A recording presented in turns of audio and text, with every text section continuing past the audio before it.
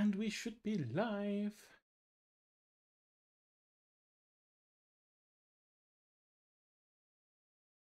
Indeed we are.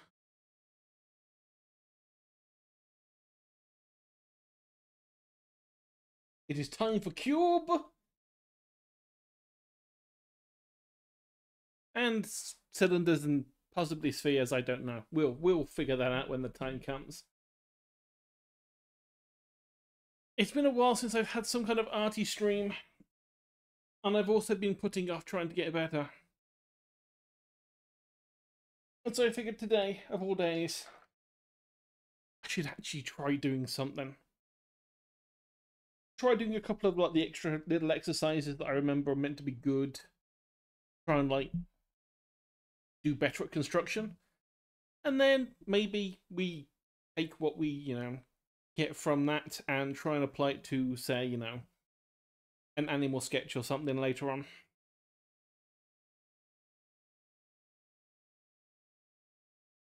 But more than anything, this is probably going to be kind of a just chatting stream, if anything. Do a little bit of a zoom. And let's try and get a decent brush to use.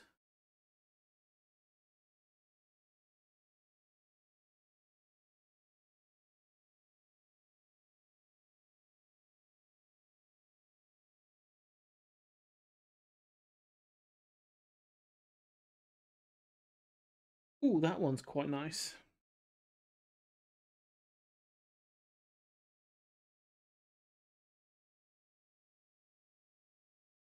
The first one is like doing construction work, so it's like making our cubes and whatnot, and trying to redo them, rotating them around.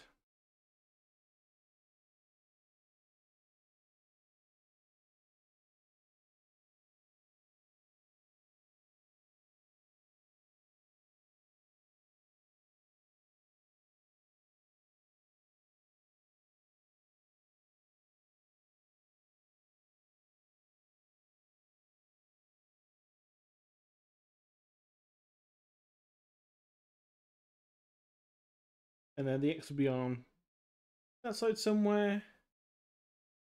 It's basic stuff, I know. It's also a good warm-up, to be honest.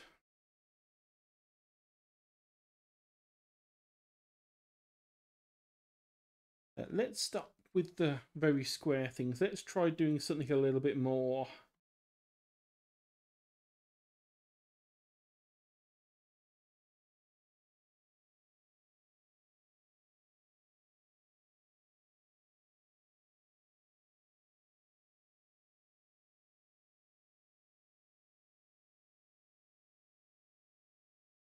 Because you can essentially make boxes quite easily doing this.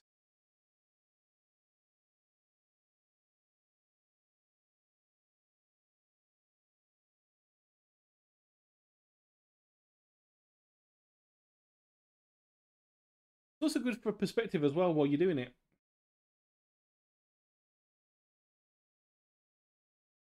I know that one of the perspective things from the draw a box exercises is, taking a line for your horizon, picking your point of, for your single point perspectives, and then kind of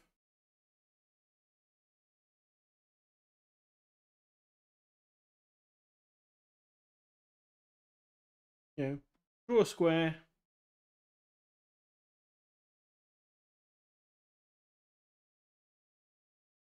Doing that sort of thing. You can do the same thing, but with 2 points. Except this time, just start with a line.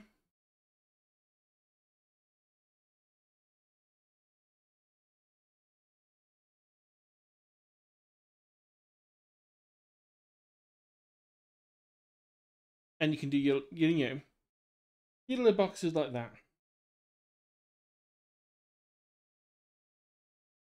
It's been ages since I went through that exercise. I probably should do it again at some point, because draw a box it's really good, but you've got to do other stuff as well. because if you just do draw a box, it can be so mind-numbing because it is all technical, which is great. You know, being able to, it's all about like making the line. So going, you know, from there to there, straight, confidently, good. You know, going over it multiple times, trying to hit the end. It's brilliant. It's great at making you better at drawing the line and making the things. But there's no creativity in it. And if you're learning to draw, it can, like I say, it can be mind-numbing, it can be soul-crushing, especially when there's so much to do.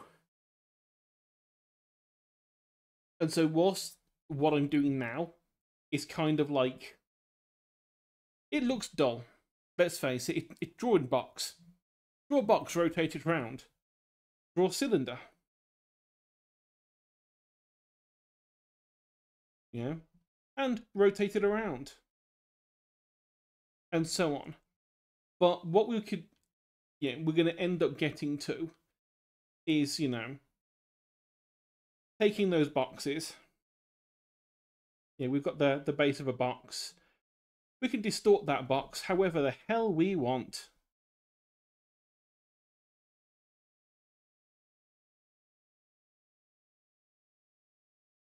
And then if you chip away at it, make it a bit more rounded.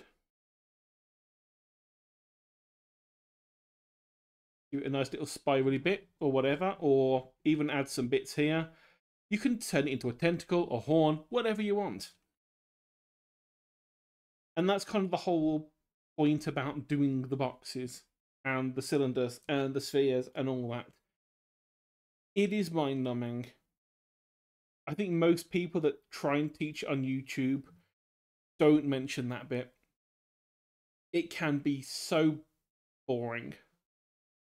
But if you can get really good at drawing these bits, which is what I'm trying to do. As much as I try and sound like I know what I'm talking about, I don't. Why I'm trying to learn it better myself, but I'm trying to get across why we're doing it. If we can get good at drawing these boxes and cylinders and spheres in any like combination and whatever, if you can draw, that cylinder there with a bit there, and you can draw another cylinder at the bottom, and then we can draw like a cylinder here, and we can sort of like cut some bits out of it. Is it eventually person? Obviously, I'm bad at doing it now. It takes me a lot of like thinking to like properly put together a person or an animal if I'm trying to like do it properly. But that's what we practice for. I'm probably not going to be really good at this for years. And it's one of those things that I keep kicking myself that I didn't keep doing 10 years ago when I first, well, more than that actually, about like 15 years ago I started learning all this stuff. But I kept on doing it for a couple of months, stopping, doing it for a couple of months, stopping, waiting for a year, starting again, and I kept going back and forth, and never really like focusing on it. Because why after 15 years I still suck. Hey Undead, welcome in.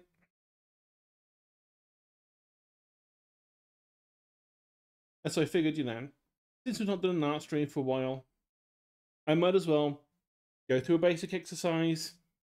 Because A, if anyone else watching wants to learn to draw, they can try and do these things.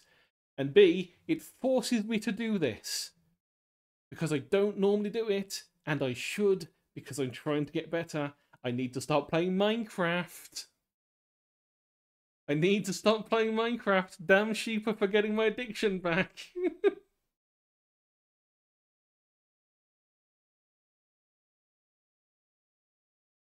Which, of course, is also funny because that's made of cubes, and this is cubes, so, yeah. I don't mind playing it, I just need to, like, focus a bit more. I mean, I've got 2 weeks, and I want to get my my model finished off rigging as well.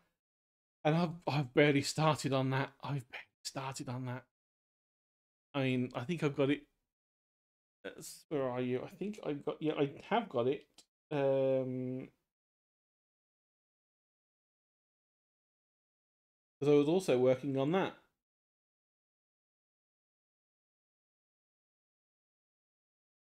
Yeah, sneak peek of new model,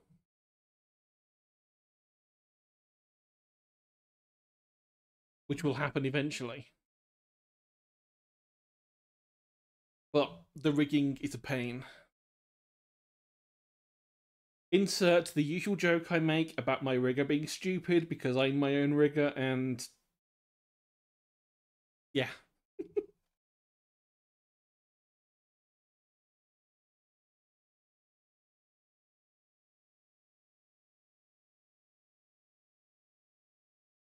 My problem, especially over the past few years, I didn't used to have that much trouble focusing. Especially before I went to uni. There were days when I would wake up, I would start 3D modeling, and the only time I would stop was when I started getting hungry. I went and got food, and then immediately carried on what I was doing until I went to bed. For hours every single day. I was hyper fixated on it. And I really wish I could get that back.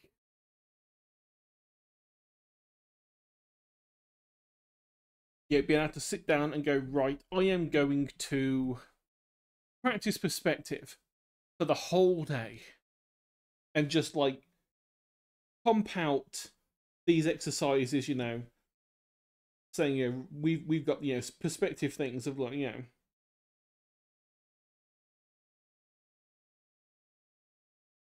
of boxing and yeah, all these sorts of things like constantly, and just be able to do it over and over again. Yeah, I was as well until I went to university for games development, and then I realised it was a complete waste of my time and my life, and I stopped.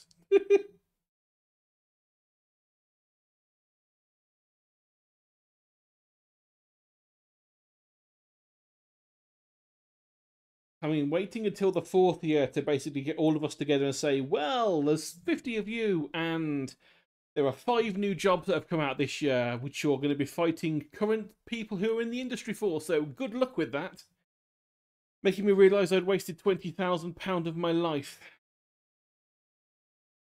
Which luckily I'll never ever pay back until after I'm dead. Because, you know, I think I'm only paying back a fraction of it because of how much money I make. Because over in, you know, with England being England with the student loans, you pay it back out of your wage before normal taxes. So it's kind of a bit of a tax break. But at the same time, it's pitiful. I think I pay like £50 a month back. Which, bearing in mind interest, means I think I calculated that I'll be 128 years old until I pay off the loan, not counting the interest. Or something ridiculous. So yeah, that's pretty fun.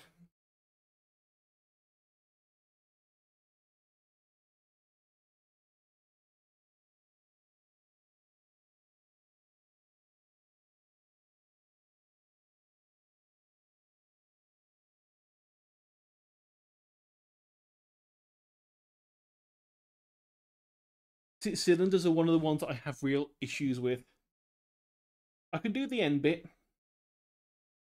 the first oval, but I always have trouble getting the... I either overcurve it or undercurve it on the opposite end.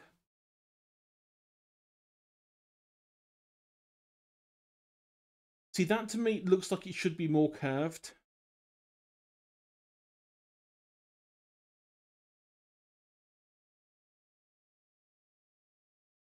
Because it looks more like it's a tube that's like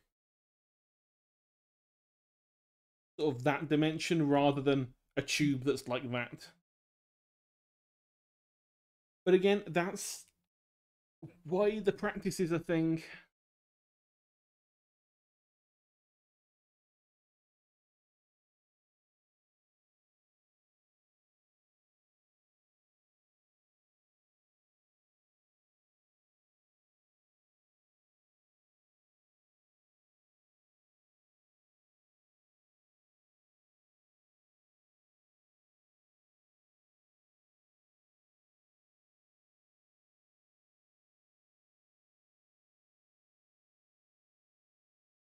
of course, if we ever need to think about, what these things could ever be used for, oil drum. Just write oil in big letters on there, and boom, you've got an oil drum to stick in one of your comics or whatever. If anyone ever needs a reason to learn how to draw the basics. And I don't draw as much as I should, considering I want to get a lot better at it and do more with it. I mean, I have done commissions in the past, but that was like a couple of years ago now. And I've just not even been thinking about it, and I do want to do better. Yeah, the ones I have done, I'm happy with. Because A, I got paid for them, so always a bonus. But at the same time, looking at them now, I can see massive things that I got wrong. Hell, usually when I've clicked save and I've sent off the final thing, that's the point when my brain goes, oh, you've messed up that leg, oh, you've messed up that hand, and so on. And it starts giving me a massive list of things I've missed just looking at it. After I've sent off the finished thing, I'm like, oh my god, damn it. Now, technically, I don't have to fix these things, but I usually end up doing it anyway because I need to. But yeah, I do want to get better. Hell, one of the reasons I started streaming almost a year ago was to do this stuff on stream. To learn on stream. To get people involved so that they could learn how to do it by following the same sorts of things.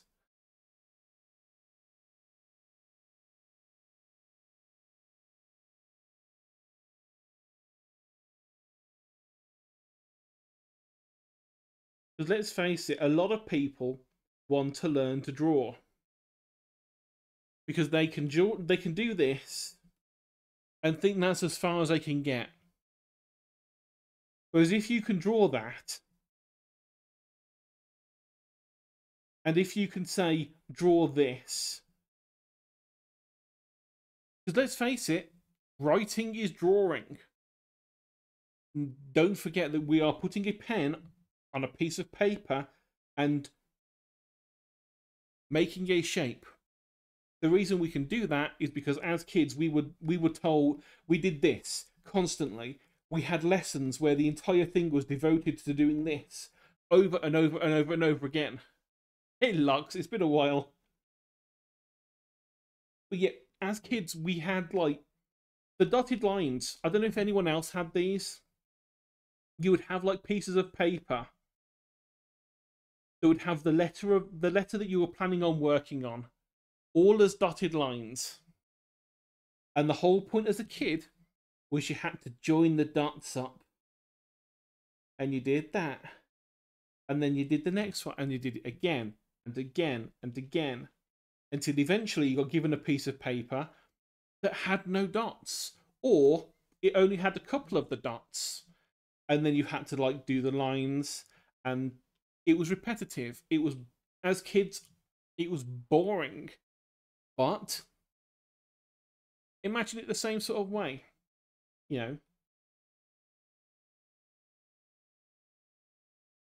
Oh no, I've got 6 dots. What's this? What could this possibly be? Not looking next to it. What happens if we draw that? If we join the dots together? It's a shape. We can use the exact same things we got taught as kids with writing to do this. It's the exact same principle. The only difference is that when you're drawing, it can be more abstract than a letter. When it comes down to it, there's 26 letters and a few bits of punctuation. Most letters you'll never need. But think of like whatever you want to draw. Like if you want to draw animals, and that's like the thing, you just want to draw animals, or you just want to draw landscapes. don't think of it in terms of like, oh, I need to learn how to do this and that.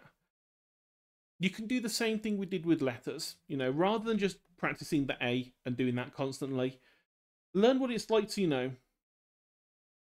draw an animal leg, or what the construction of an animal leg is.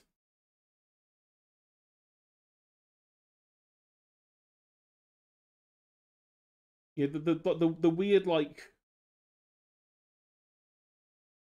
the weird shapes that they have.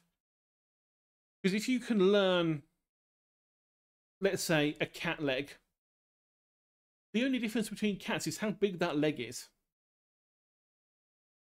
You know, a little tiny cat is going to have a tiny little leg, but a tiger would have a massive one. And that could be the equivalent of a letter when you're learning it. Oh yeah, use references. All the good teachers of doing art will say use a reference. Don't copy, but use it like when you're trying to like learn, use a reference. Yeah, if you're, I mean, like you said, you just saw how bad my animal legs are if I'm not looking at an animal. Because I haven't spent time sitting there and practicing constantly what it's like to draw a cat leg. But like I say, with the whole letter thing and doing the same thing over and over again, eventually, the more you do it, the more it's ingrained in your head. Someone could tell you at some point in your life, if you practice drawing cats constantly because you love drawing cats, someone could say, oh, can you draw me a cat? And they'll be expecting like a little tiny, like stupid little, like very basic cat. And then you could crack out the most beautiful cat they could imagine with no reference. Because in your head is where you've got the reference. Because you have seen thousands of cats from different angles over the time that you've practiced. One of the reasons apparently why being a furry artist is actually harder than being an artist for a human reference. Because if you're drawing human characters, you just draw a human. Boom, job's done. With furry characters, you not only have to know how to draw anatomy for humans to do the body, you also need to know enough about the animal's anatomy to be able to incorporate that into the design and also be able to draw their face and make it obvious, oh, that's a fox, or that's a wolf, or that's a dog. Because they're all canines, but they all look very different. Whereas a person, you can draw a very basic person face and you'll be look at it and go, oh, that's a person. Because it's only going to be a person. There's no other, like, variations. Unless, of course, you know, you want to say it was a Neanderthal character or whatever like that. But for the most part, human is human. Canine, furry, could be any of them. You need to be good at drawing human anatomy, animal anatomy, and combining them all. Which is why it's hard.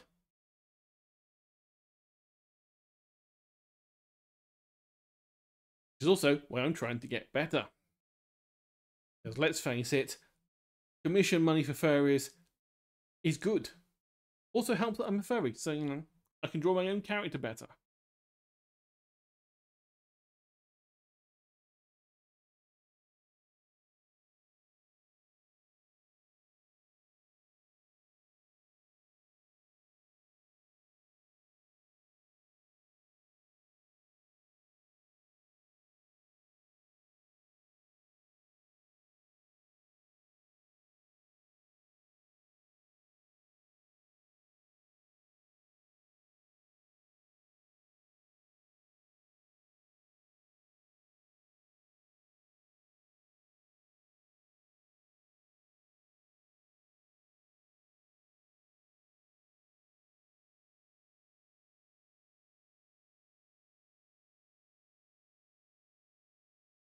And notice how I keep going back to cubes because cubes are easy.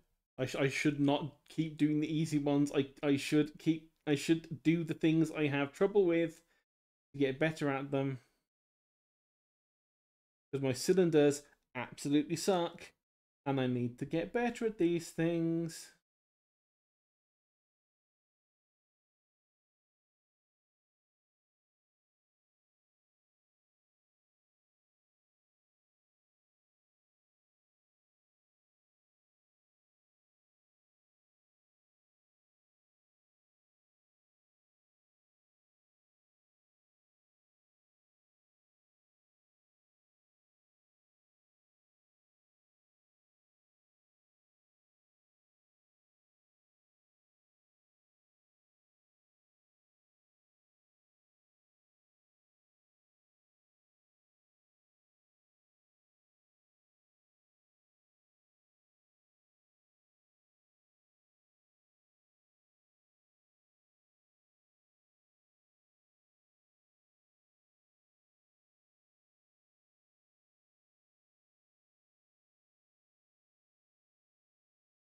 Yeah, that one's terrible. That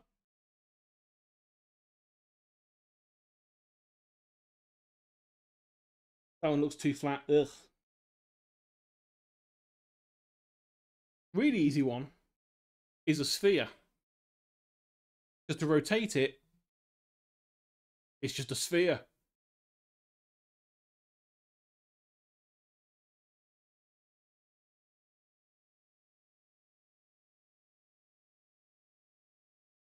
And the other one, the other exercise after like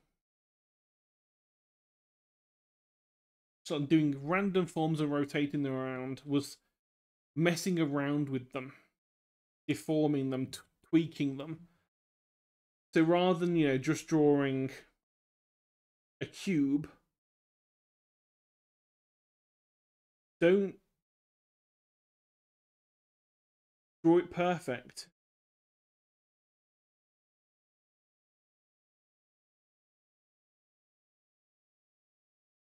And this is one I have issues with as well. I'm not good at this, which is again reason why the practice is there. You can draw like a cylinder, but what if we bulge it out a bit?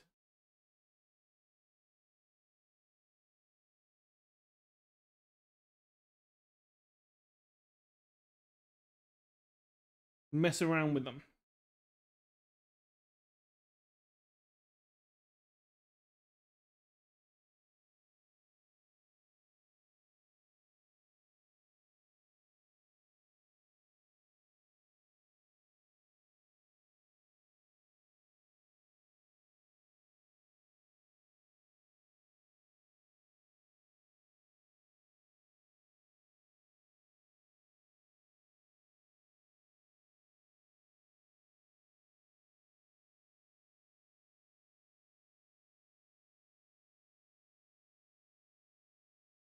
What if we take that top one and we try twisting it more?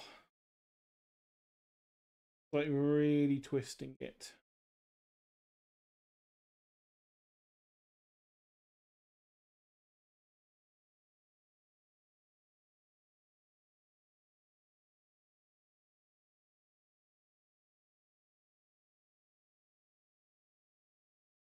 Oh, that's horrible. No. That was bad.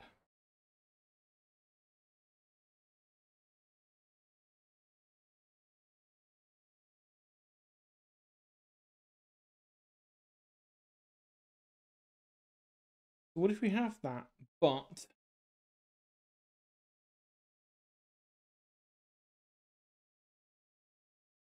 we twist it like that? There we go. That looks a bit more twisty. I mean, the bottom bit is horrible as well, but I think that should probably be more like, oh, no. More of a curve like that, I think.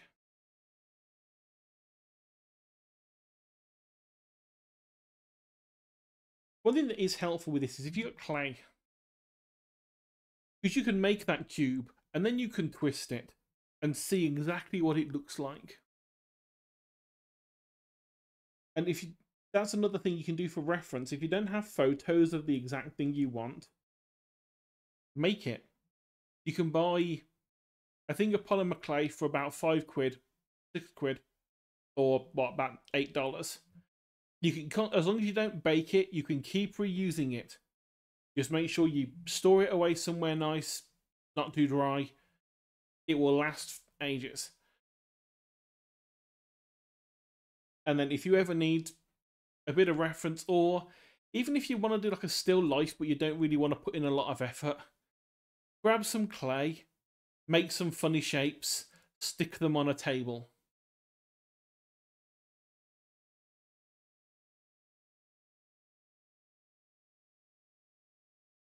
I mean, I have been tempted to make the character's face so that I can use it as reference for when I'm doing the face animations with Live 2D. At least for like the angle of the face and where the eyes should be. So like modeling the head, modeling the ears, just like putting some like cuts on there of where the eyes should be, so that I can turn it around, take a photo, turn it back around, take a photo, aim it up, aim it down, see exactly what it is meant to look like in certain directions. You can do it in Clip Studio because there are oh, that was the wrong arrow. Yeah, we do have like some really fancy stuff in Clip Studio. Once it wakes up, of like, boom, 3D person.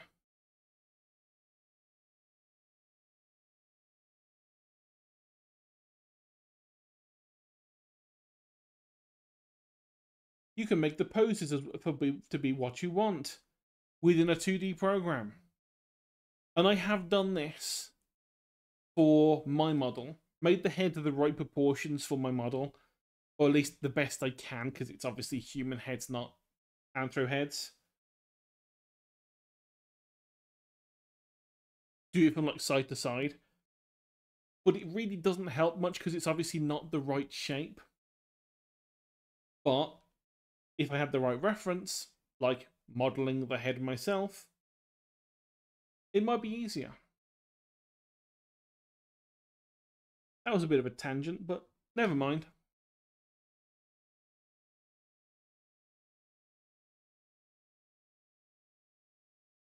Let's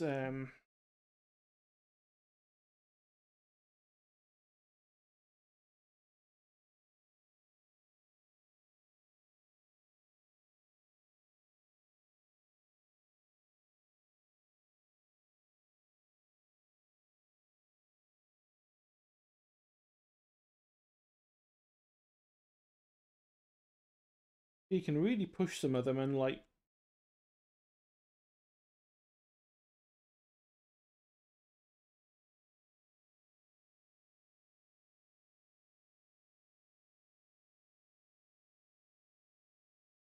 let's see if this one went to like here instead.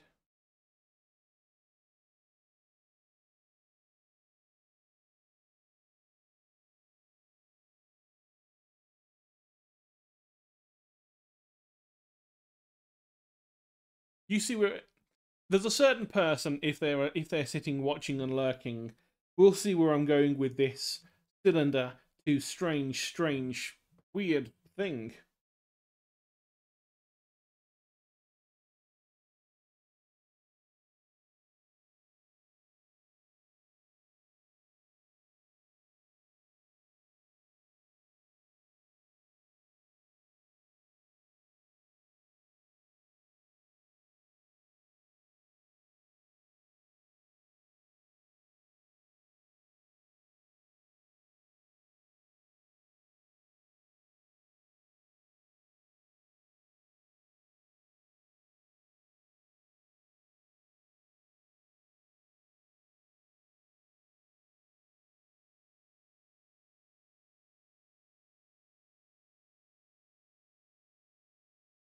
And by doing that, I've realized I've been drawing on the background layer this entire time.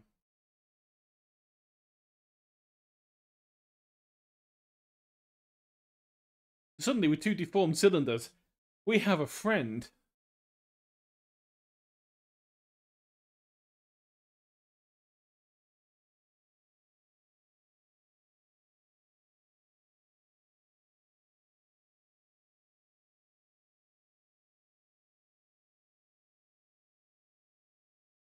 Yeah, the background layer is the bane of my existence. The amount of times I've done it.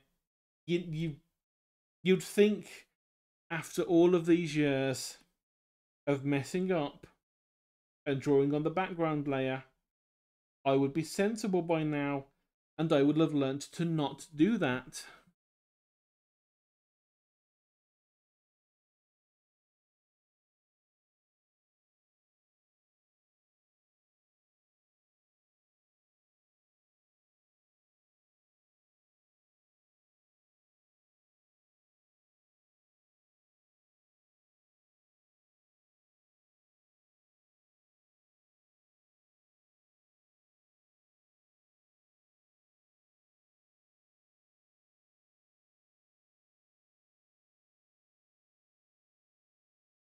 Because we have lost some definition in some of them because, you know, magic tool doesn't always work to get everything. Well, that's fine, that's fine.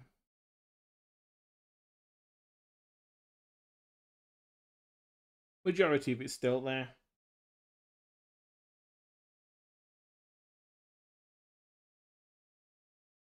And of course, I'm still actually drawing on the background layer. Because I am just that smart.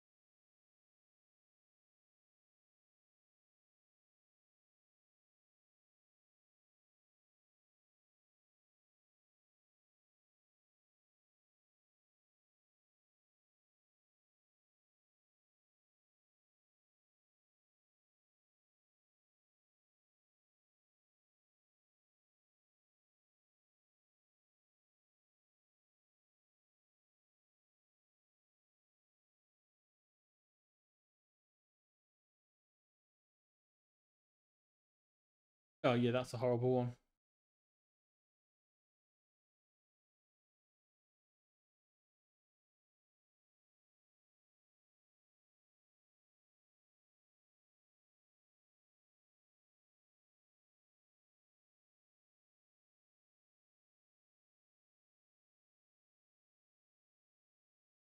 Yeah, noodles.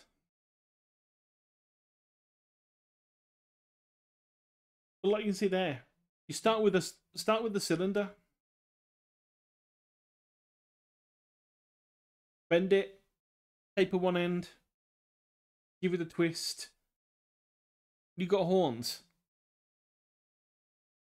which is kind of the whole reason why these exercises are meant to be really useful and really good to practice. Because nearly everything that we want to draw can be simplified to, you know, one of the 3 classics of, like, you know, it's either a cube, a cylinder, or a sphere. You know, legs, head, torso. Exactly. That's what the little friend was earlier, just with his derpy face rather than an actual face.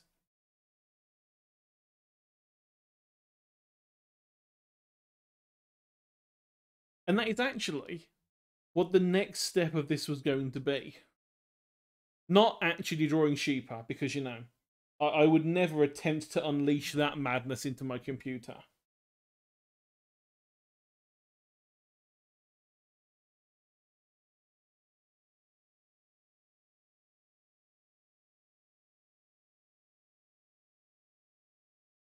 Well, we have a boy.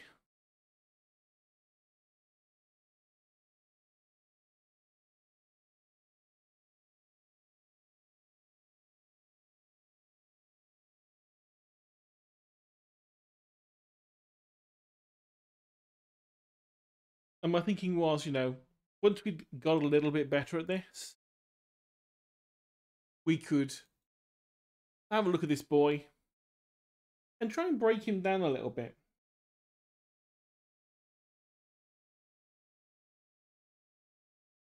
Because for the body, it is very, it's very blocky.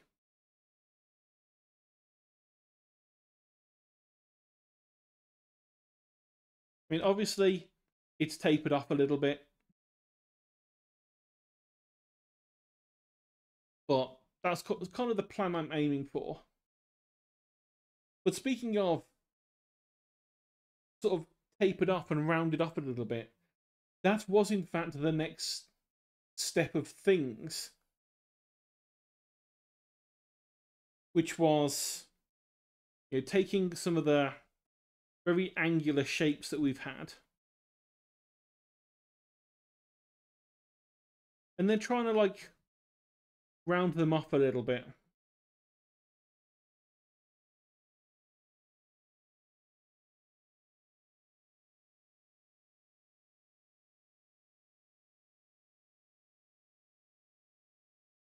Carving into them.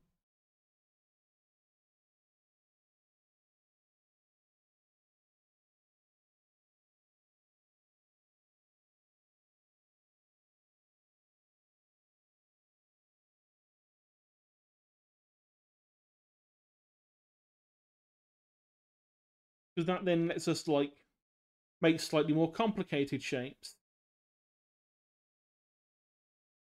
which, depending on what you want to draw, you might need to have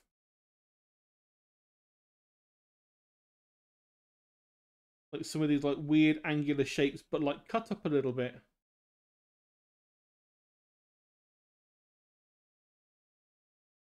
Like if you wanted to like draw mechs, which are essentially quite angular for the most part.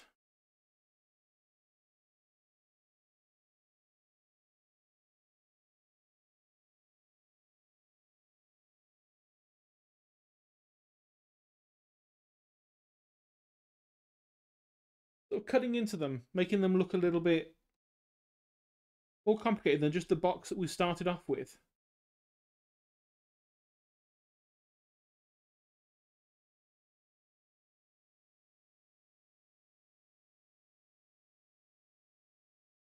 I suppose you could have probably also like combine this with the last one and do this, but also deformed.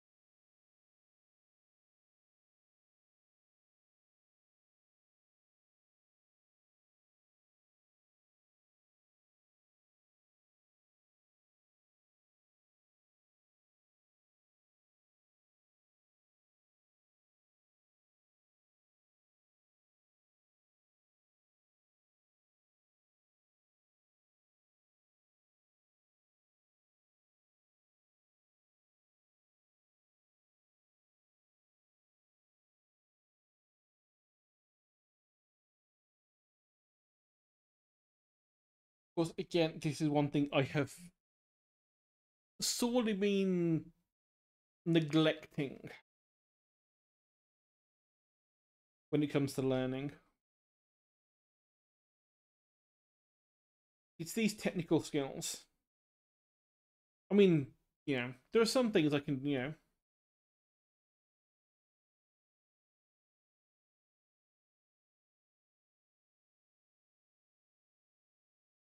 I could draw you some thick some thick hips.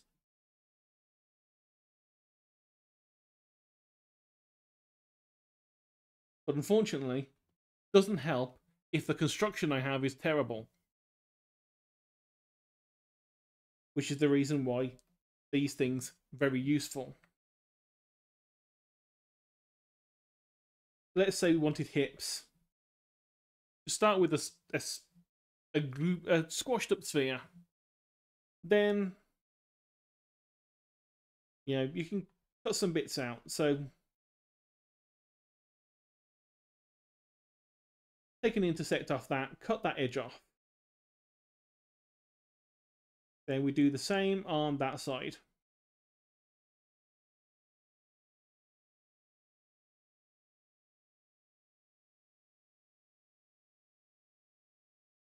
And then really, that is pelvis. That's all you need as a basic pelvis to do character construction.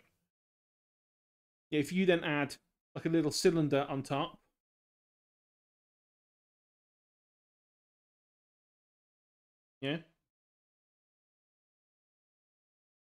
then more construction bits on the top.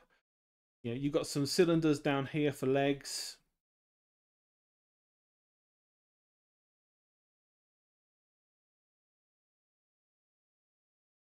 You can build a person. You can do your own, Dr. Frankenstein, and build a person out of the parts you make. And then once you're good, you can start going really crazy with it and making the shapes weird that you start with. What if we did the same thing, but we made the hips absolutely wide, like hugely wide? You can make it very, very strange, distorted characters. And then you get into all the shape theory stuff, and I'm not that far into learning stuff to get into shape theory. I know it's a thing. I know that there is a difference between person like that and person like that. You can insinuate very different things about the character designs like that. That's very straight edge. You can make that person an accountant. You can make this person a bobbly curvy person. You can mess around with shapes all you want. But the problem is to do that properly, you need to know how to do it properly first. And that's my problem. You need to know how to do it correctly before you can start really messing around with it and making it look good. I mean, you can start just by trying to make it look weird straight away, but more often than not, it's going to look weird, and that's when people start saying it was just my style as an excuse. It's like, no, it's not your style. It is a style, but it's bad. Don't try and hide the fact you didn't learn the other bits. Because most people that are either learning it themselves or have done it before can see through it. It's why I hold no, like, weird thoughts about me being amazing or anything. I know I suck. I know I suck. I can make things look like the thing it's kind of meant to look like sometimes on a good day after about 50 tries.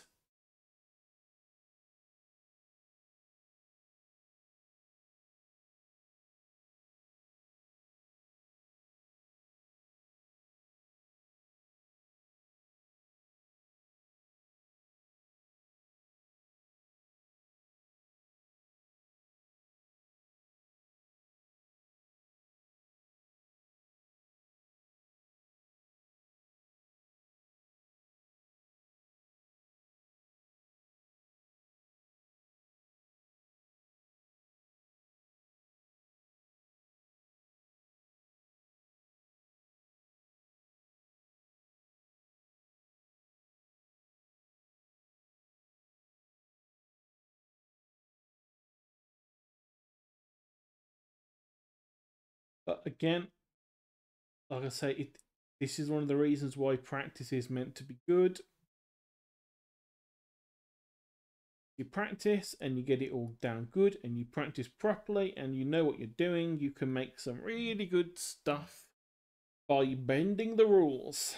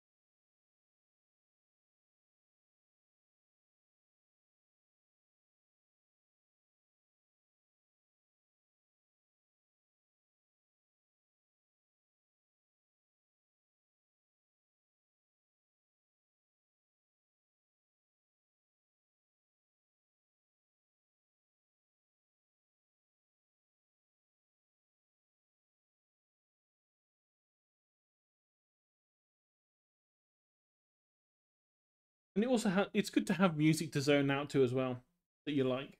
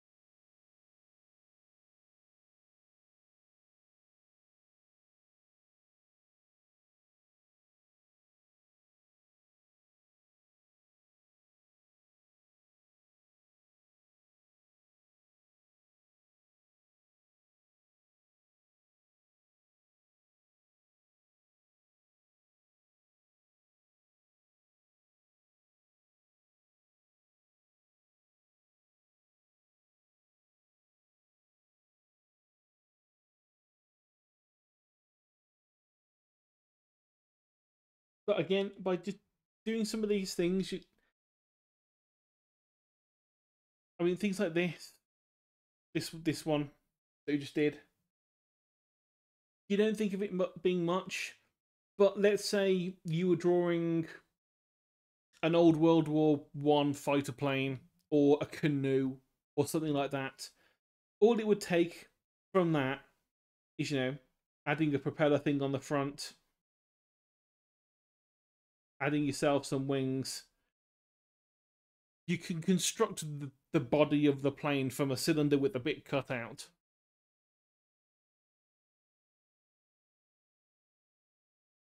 And yet, it's not going to be perfect. You're going to want to, like, tweak it afterwards. Yeah, you're going to want to, like, smooth out some of the edges, add bits here and there. But the whole point about these construction things is they're like the underdrawing. So if you wanted to say, take one of these things and use it for anything worthwhile, you would end up like taking it, drawing over the top.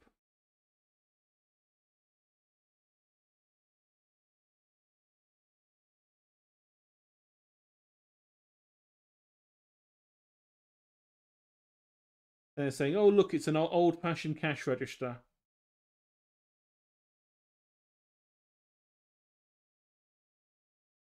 But the basic shape underneath you can use as a guide for the rough like shape and perspective and things like that you want for the thing you're aiming for. And sometimes, I mean, I know that the stuff that I've like watched to learn more about these things is there are quite a few people out there that won't do this sort of stuff normally. They will do it when they get to a roadblock. So they would get to the point where they're like, "Oh man, I need to have such and such in my drawing or in my comic or whatever it is that they're working on," and then they will open up another sheet and then they'll draw some basic shapes. They will mess around with it, try and find the thing that looks the right thing for them, and then they will like transfer that over to the main drawing, use it as a bit of a construction layer, draw over the top, boom, they have the thing with roughly the right shape that they wanted. They can then move on until they come up against another wall.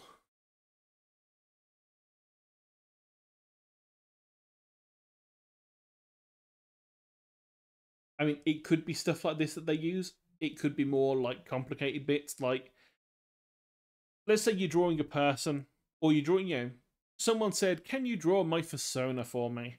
And you've gone, "Sure, I need the practice." And you're drawing there. You're happy, you've got a good torso, you've got some nice legs, you've got nice boobs, you got a good face. You've got to the hands. That's horrible. Everyone hates hands. How do you draw hands? At which point, you go, well, okay, open up a new sheet, open up something like line of action or Yeah, exactly. Everyone hates hands.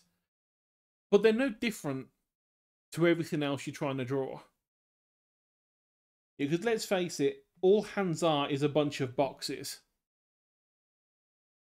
Yeah, all a hand is like one big box with a bunch of smaller boxes sticking out of it in a particular pattern. And then just like rounded off. But like, you got to that point, you know, you're drawing the hand, you're like, oh god, this is horrible.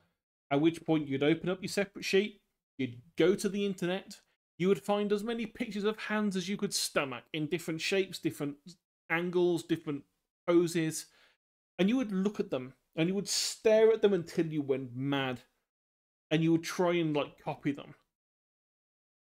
You would break them down into the individual bits and pieces.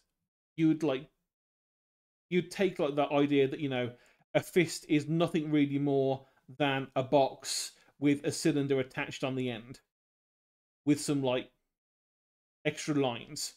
You have a fist. Yes, like I say, you know, you'd want to round bits off and add in some details, but the basic idea is there. You build the construction with your basic thing, and then you add in your details. And you do that with as many times as you need, with as many angles as you need, until you finally get the idea of the hand you want to make for your thing.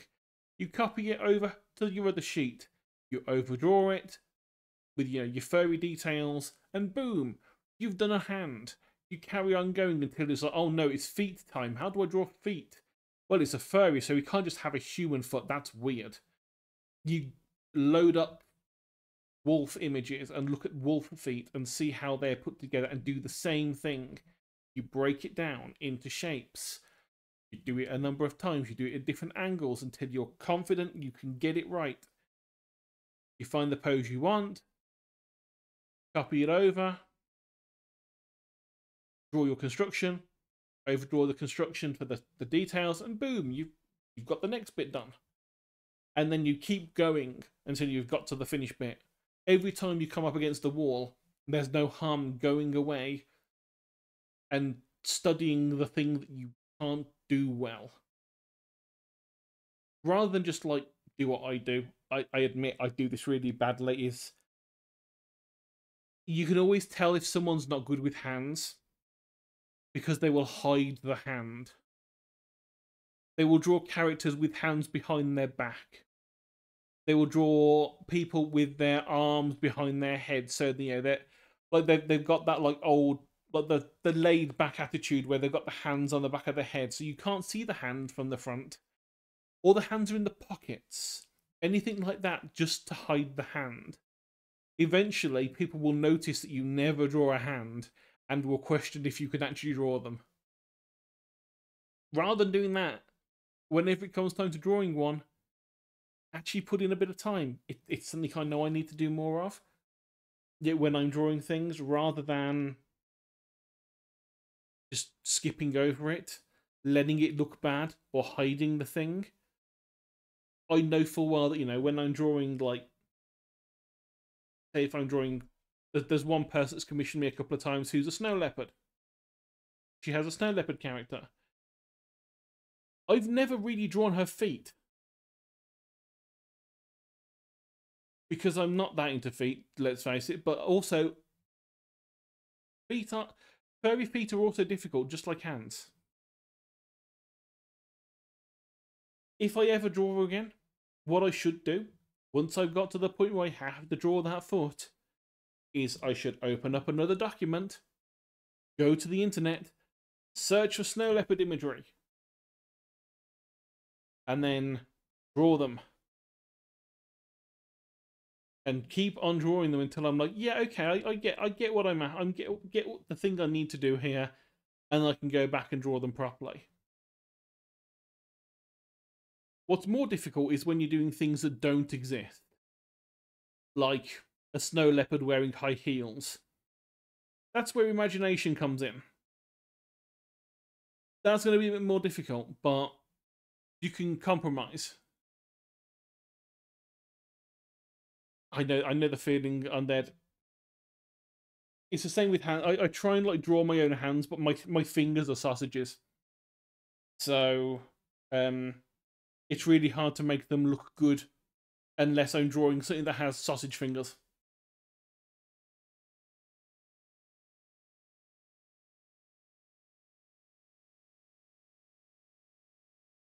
But again, like I've mentioned several times, this is the reason why we do these, like, what on the surface seemed like completely pointless exercises. If you said to someone, "Oh, I'm learning art," and they say, "Oh, cool, what did you draw yesterday?" and you say, "Oh, I spent 3 hours drawing boxes," they're gonna look at you like you're a little bit weird, unless they also draw, at which point they're like, "Oh my god, that's amazing." You know, what kind of boxes did you do? Because they probably have gone through the same thing. But most people will be like, "Why are you drawing boxes? What the hell are you talking about? Did you not draw people? Did you not draw animals? Did you not draw landscapes?" It's like, no, because sometimes you can't always draw those things. As painful as it is, sometimes you have to work for it.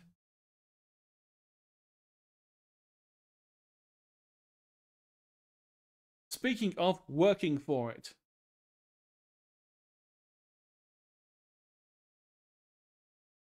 well, that's the thing about all this is you might not be good, but that doesn't mean you will never be good. You will only never be good if you give up.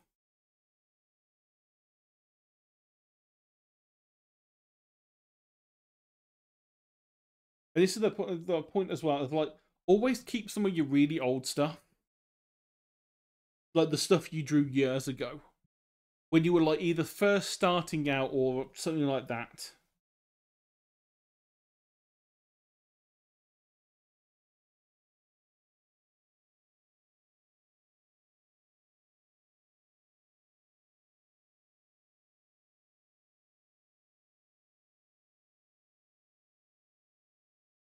And let's have a look. Have I got any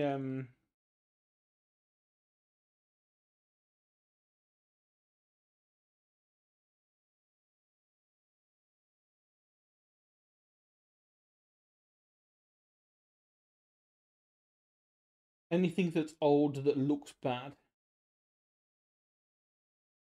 I know I've got loads of stuff. I'm just going to need to work out where I put it.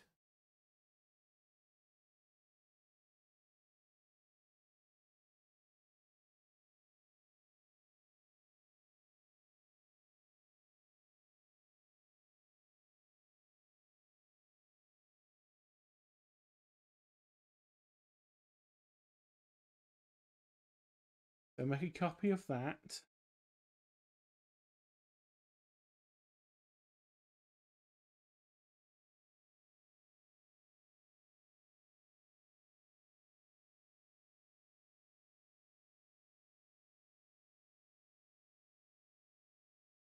So if you keep a copy of these things, let's say, yeah, this is 2018.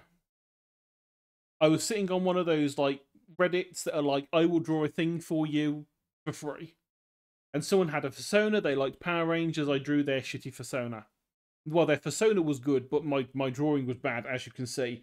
I couldn't draw hands, I couldn't draw feet, I couldn't draw people's proportions properly, and I did a front-on pose because it's the easiest one to do. And then a couple of years later, I did this.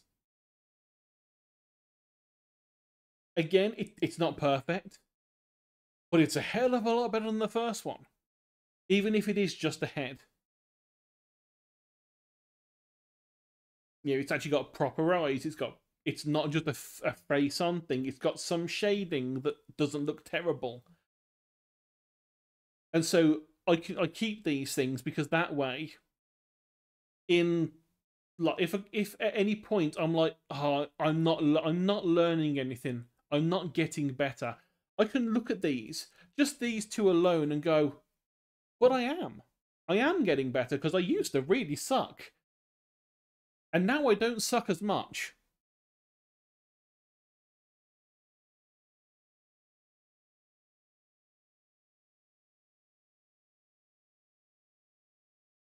And then obviously the most recent one, making sure I don't click on the wrong file because I have got a lewd thing in my recents that I was drawing for figure practice.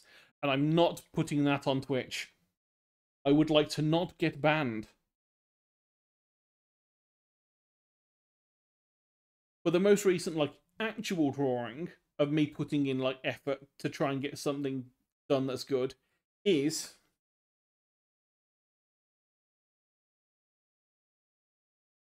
the new character model. You know, trying to make things look right. But compare this to the front from this one. There is a world of difference between these two. And they are both very much basic front-on views. You know, this one has hands that don't look terrible. You know, it has much better line work. It has much better detail. And this is what, if anyone is drawing, I know that Undead is, and I know that if Lox is still around, Lox is drawing as well. And I know a few people who are either already trying to draw or want to, that might be doing this already, but they might not be, is always keep some of your really old stuff that you're really, really disappointed in yourself about making. Because I am very disappointed in how this thing turned out. Looking back now, I'm like, I could have done so much better for that guy. I know it was a freebie, but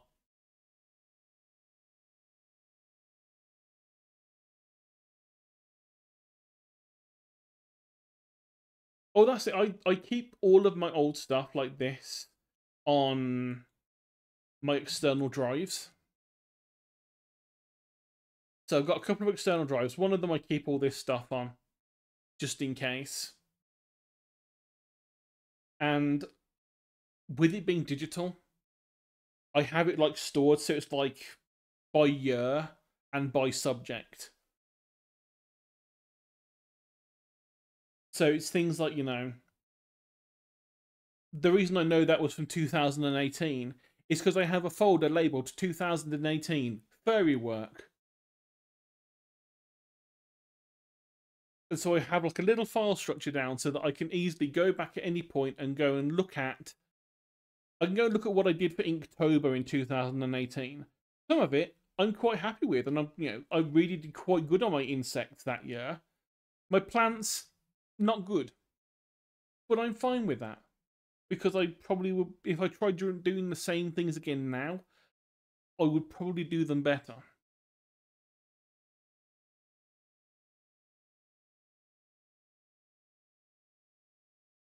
Yeah, and I can understand it's a lot harder to do when your stuff is physical. I mean, I bet it's even harder if your stuff is 3D physical, like sculptures, because there's only so much room you can. At least with like drawings, you can put them in a folder. They're flat. You can fill a folder, and it's like you can probably get a good 100 drawings in there before you need to start working on another folder. But with a sculpture, you can only fit one in that same amount of space. So you'd really have to be very careful on what you kept and what you just said, nah, get rid of it, it's terrible.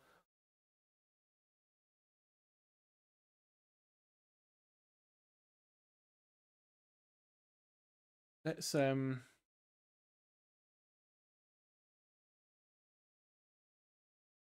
and get goat in view.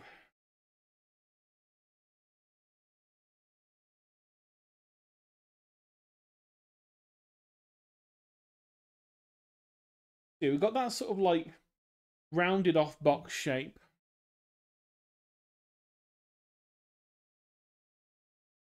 For the body. So again, we're trying to like go through the stuff that we've done for like the past almost hour now, just over an hour. of all of these like basic things, of like basics to deformed and cutting them out and all that. Trying to use that now to at least piece together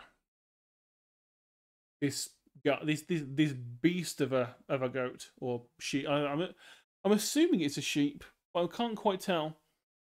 I know you can get haired sheep. Yeah, I know the thing with the 3D model. All my stuff from university I got rid of because I got really depressed one year and just deleted everything I'd ever made. So all my old 3D stuff gone. All the bits and pieces of games I'd worked on and made, like I'd gone through tutorials upon tutorials of how to use things like Unity. Boy, am I glad I didn't follow that one through. Of like making the base of a game. So things like I had like a twin stick shooter base that I could have used. I could have put assets on, and boom, it would have been fine. The same with I had like a bare bones RPG system that I could have used if I'd have like done some assets and put them in there. But because of the depression, I just went in there and just deleted it all. And I really regret it. Even if I'm never going to use it, it would have been nice to go back and look at it. Oh, we made minus £50 in game development. No, minus £500. Because we, first of all, we had to pay money to incorporate a company for the year we had of industry because we did like an entrepreneur thing where we made our own company. So there was company fees. I still have the metal plaque for that somewhere, which I love. It's the only thing I've kept from university just a chunk of brass. Is the only thing I've kept from university apart from my love of D&D and my gaming and anime obsession. But yeah, we paid the money for that. We paid money which we didn't need to for a security piece of software, a DRM software. Why the other people who were the programmers thought we needed that when we were such a small company, I don't know. No one was going to buy our stuff anyway. And the only people that did buy our stuff were friends, and I think we sold like 3 or 4 copies of our really bad game. I don't think the game exists on the internet anymore. And quite frankly, I'm not even going to say what it was because it would easily dox me because there was only 4 of us there.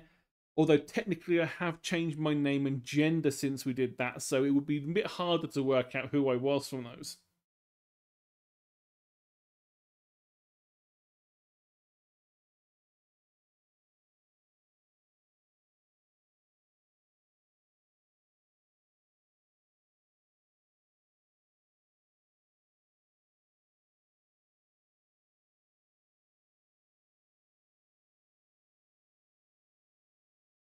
Oh, that's not quite right. We need a bit more of an angle in. Looking off to the side a bit.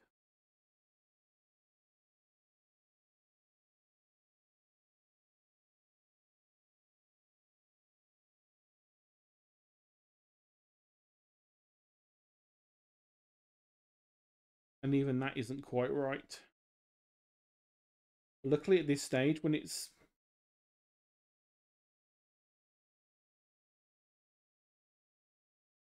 in construction, we can mess around with things and we don't care if it gets messy.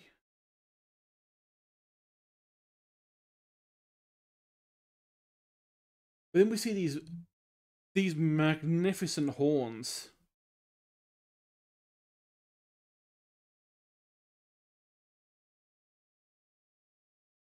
I mean, technically, it is just a long cone.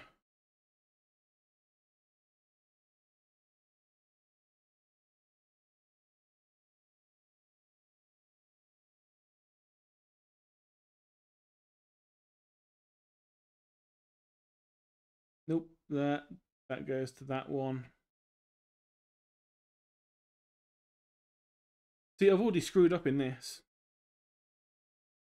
It's the same problem I make every single time I try and draw a cone like this.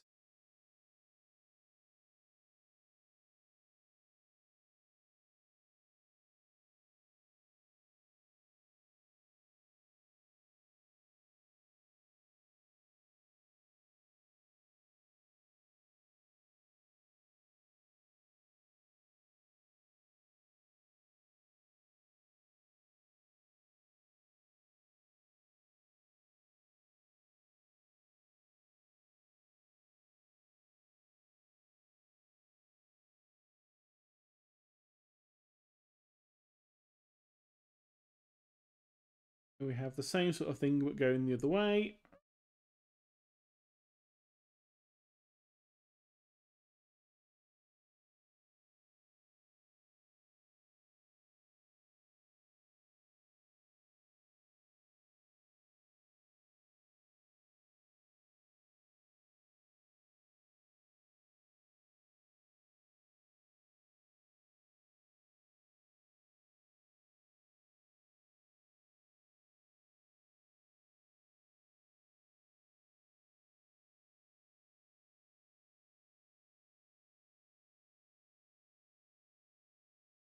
And really, okay, apart from it being like slightly off in terms of like where the bits are and a bit of the sizing.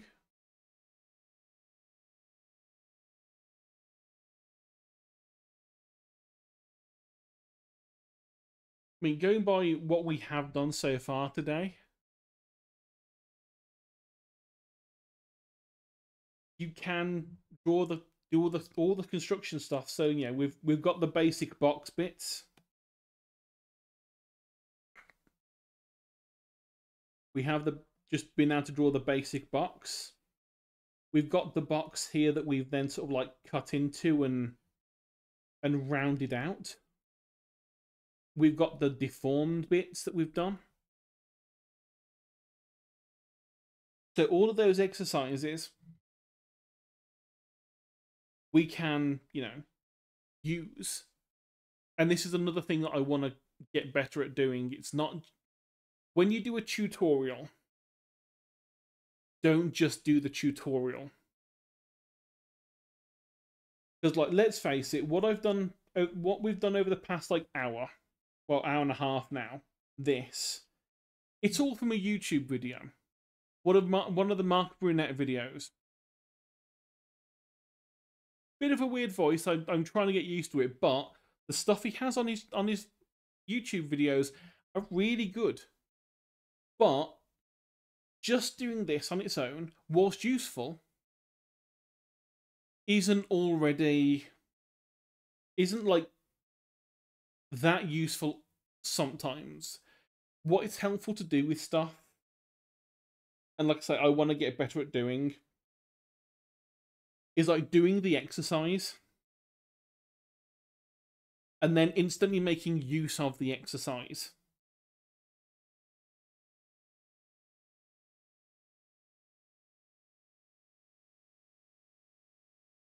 So like rather than just doing all these cylinders and all these boxes and all this bit, on its own, it's useful. If you keep doing it, you'll get better. But taking that and then trying to apply it to a thing you want to be good at links them together in your head. So that when you're doing those other exercises, you're thinking ahead to what you're going to be using them for. And then when you are using it for things like this, your brain will automatically look back at what you've done and go, oh yes, I remember drawing those weird spirally horn things. We know how to do this. At which point you can draw on the stuff you've done a bit easier because you've linked them together.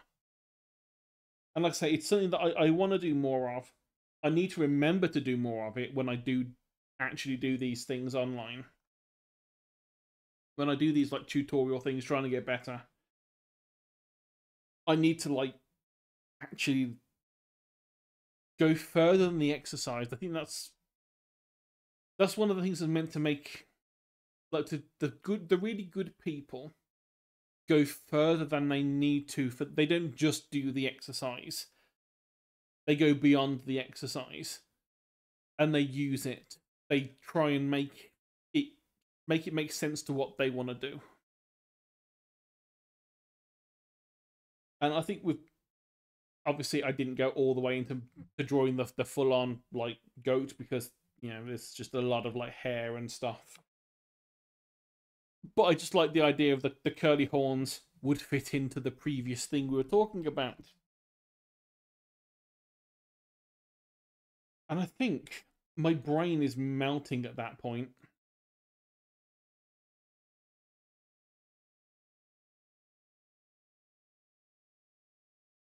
So I think we'll leave it there, honestly.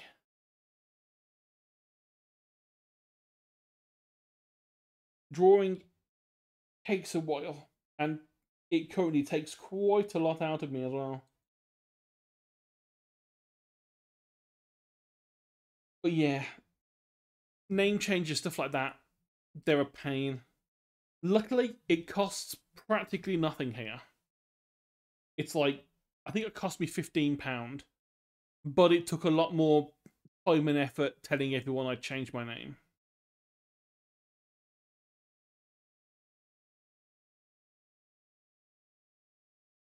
But that was quite a few years ago now. I assume it's still that easy, and I assume it's probably gone up to maybe £20.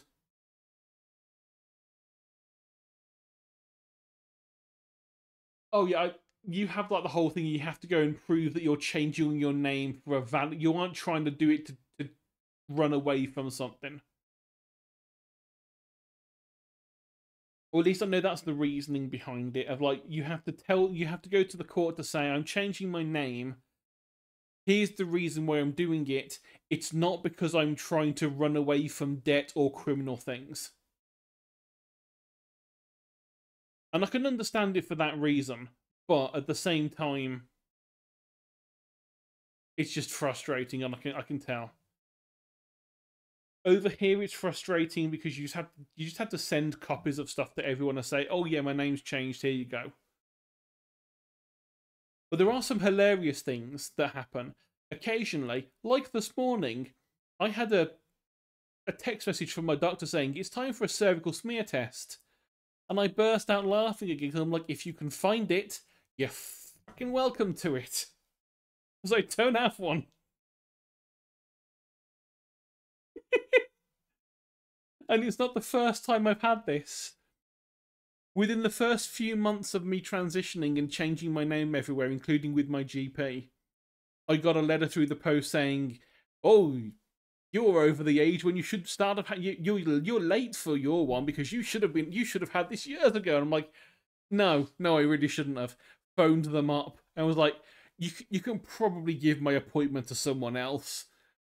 I wouldn't want to waste your time. But there is also a part of me that wants to turn up, put my legs in the stirrups, and say, good luck. It's really silly, but occasionally we do get those funny things happen.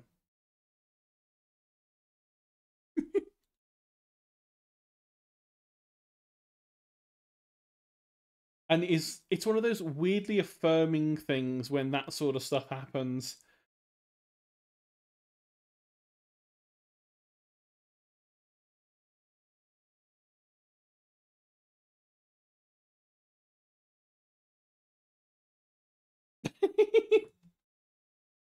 It's always fun when that sort of weirdness happens. Alright, let's see. Who is online? Who can we raid out to?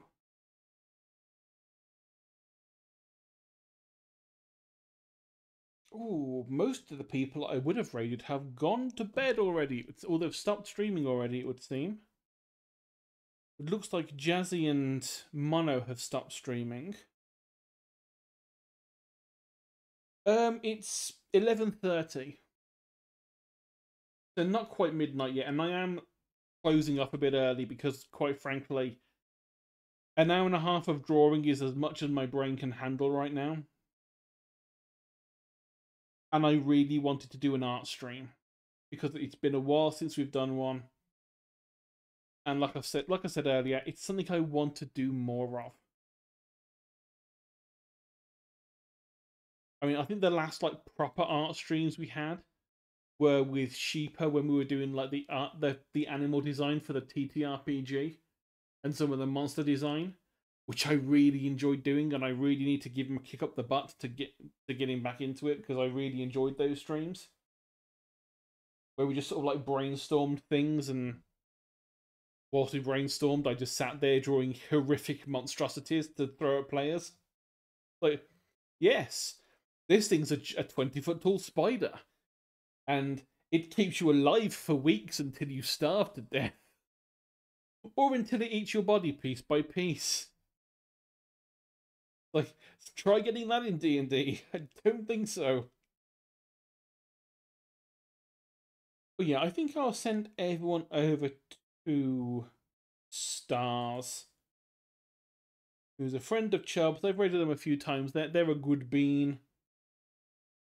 They're currently playing Power Wash. So, a nice, chill, relaxing game to continue the hopefully comfy vibes that I've tried to have today. I am trying to be comfier, trying to not swear much, trying to be, better. Yeah. I keep seeing Sheepa try and improve, and it makes me want to improve more rather than just being a weirdo that talks stuff online. But as always, thank you everyone for watching. It's been fun. And I will see you Saturday. Tomorrow's the day off.